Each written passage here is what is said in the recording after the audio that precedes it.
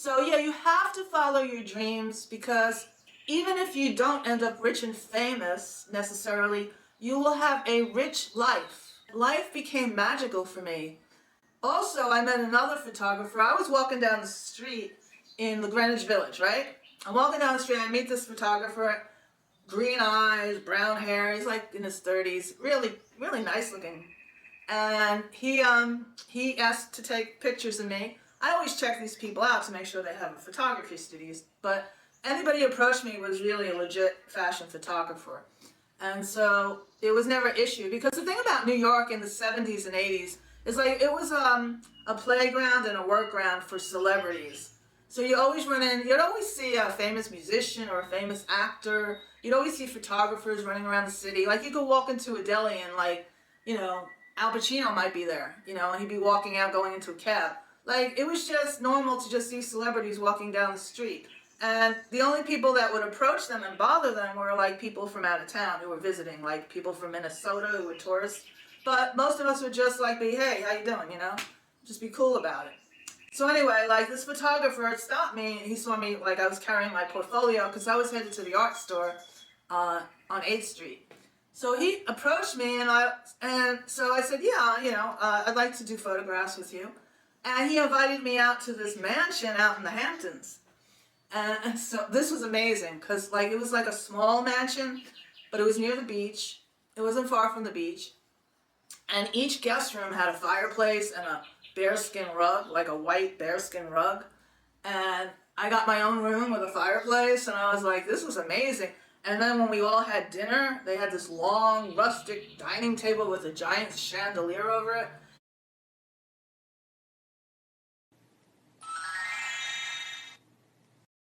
And there were all these people, like up-and-coming artists. I can't give you the names of who they were because I actually forgot, because it was like 40 years ago. And so there were upcoming musicians, upcoming models, there were poets, there were writers, filmmakers, even the editors and writers of Rolling Stone magazine were there.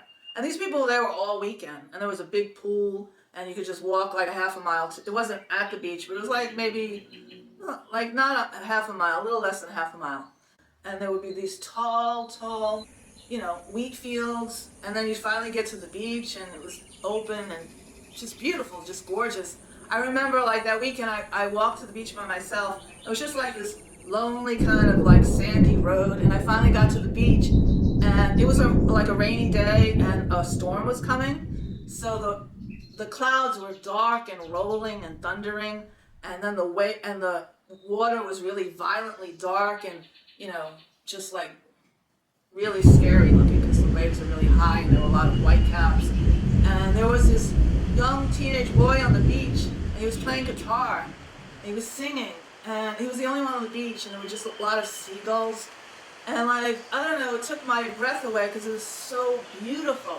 Like I wish I was a filmmaker at that time because it was like, it was so poetic and so romantic and so filmic. And he was just singing, by himself, singing loudly and like all this commotion of the wind and the waves and the rolling black clouds. It was just so dramatic, So I really loved it. And I was like, my life is just so beautiful because I get to do beautiful things and be around beautiful things and beautiful experiences. And it was so romantic and poetic and artistic, and my life felt so good.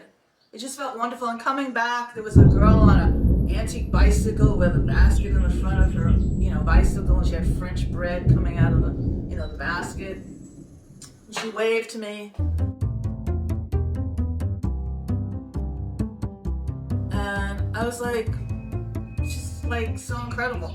And the house is just so beautiful. A lot of overstuffed chairs and large paintings and high ceilings and wooden beams and big fireplaces.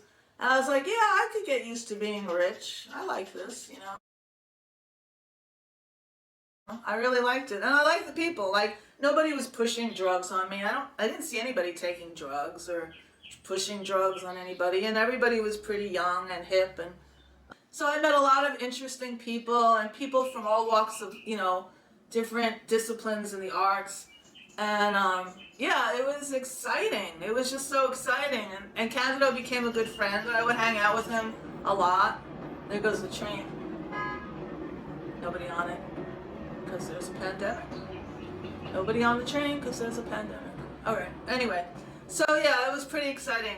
Interesting how photographers can see you differently. Like this guy, for a commercial shot, to do commercials and all-American kind of look, to look fresh and young. This is the way he photographed people. And so you see how innocent and young and fresh I look? I don't know if I should go closer. And then another photographer, he saw things in a different way. He was a high fashion photographer. So I look more like a movie star. So yeah, amazing how every photographer was able to capture something different about me. And I look like a totally different person. So yeah, that was, so people see you differently, even in life, and you have to realize that. It's like somebody may see quality in you that other people don't. And so you shouldn't really judge or compare yourself.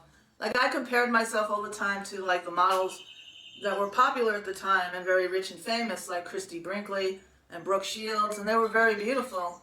But I was very European looking, and none of the agencies wanted to bring me into their stable because they thought I was too ethnic looking. And the look at that time was very all-American.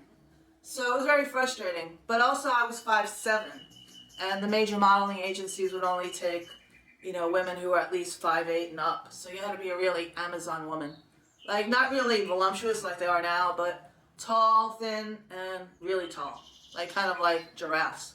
So it was Candido meeting him that I got involved. I just finally took the leap to take acting classes, because if he was going to put me in a movie, I already knew somebody who was going to work with Robert De Niro and Martin Scorsese. I wanted to be prepared. And it also gave me inspiration to want to go to Italy and want to travel and go to France. So that was on the agenda, which actually happened. So yeah, you have to follow your dreams, because even if you don't end up rich and famous necessarily, you will have a rich life. You'll meet people that you never would have met if you hadn't tried. You'll have experiences you would never have if you hadn't tried. And also you'll be inspired to do things that you may never have thought you could have done. And we were just rolling now into the 80s, which that was really my time period. It's like the music and the fashion of the 80s was really, that was the time that really I felt alive. I loved that time period. Also, I wanted to share with you, I used to compare myself to super celebrities like Christy Brinkley. I always felt insecure that I wasn't pretty enough, because in New York City, pretty girls are a dime a dozen, and there were beautiful girls everywhere. I would tell my friend this, and he would say, "Oh, here's a dime, get me a dozen."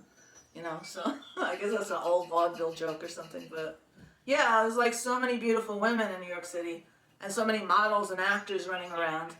And so I always felt a little insecure, and I didn't feel like I was, I didn't make the cut exactly, but, I actually did when I think about it, because a lot of people that were really professional thought that I had a really great look and that one day I could be a star.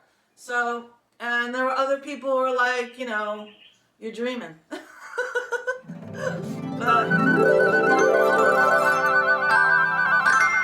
you have to believe in yourself, you have to try, and you develop.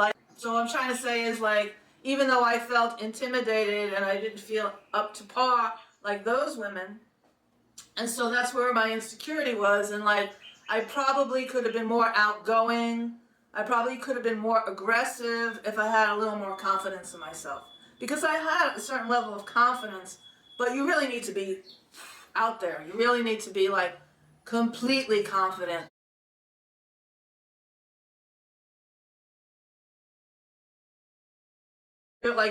You see yourself from the inside, not so much from the outside, and you're like, why are people so standoffish with me is because a lot of times they were too afraid to talk to you because you were like, maybe they thought you were really out of their league. So men wouldn't ask you out. But photographers would ask me out. They were like the tech, kind of the hip tech guys of, in the 80s. Because they knew a lot about f-stops and lighting, and they were very technical, but they were also very poetic. So I was attracted to those kind of guys. I wasn't attracted to the alpha male, like the guy who went to the gym and got big muscles and was really like, tough. I wasn't attracted to that kind of guy. I like tall, thin, skinny musicians, Duran Duran, like pretty boys who wore poet shirts and satin and ruffle shirts like Prince. Like those guys I was attracted to. Or anybody who was very intellectual, they would say, oh, he's not gay, he's English, that type. Wrote books and plays or poetry. So I was into more that kind of person.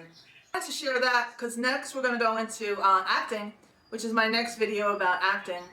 And so thank you very much for me being able to share that with you. You have a great week, and I'm so happy you came to see me.